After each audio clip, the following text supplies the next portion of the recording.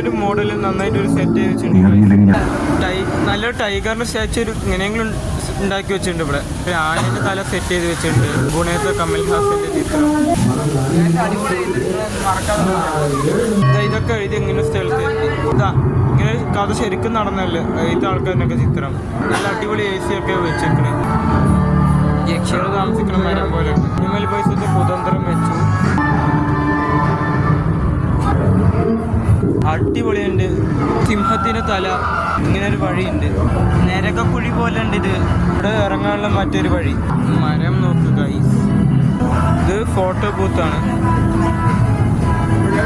ഇതാണ് മോനെ അടിപൊളി. മൂത്രടിച്ച് പടി മാറും. ചിക്കൻട്ടേനൊക്കെ അടിപൊളിയുണ്ട്. ഗോസ്റ്റ് ഹൗസിൽ എത്തിയിട്ടുണ്ട്. ഇതൊന്നും നല്ല അടിപൊളിയായിരുന്നു.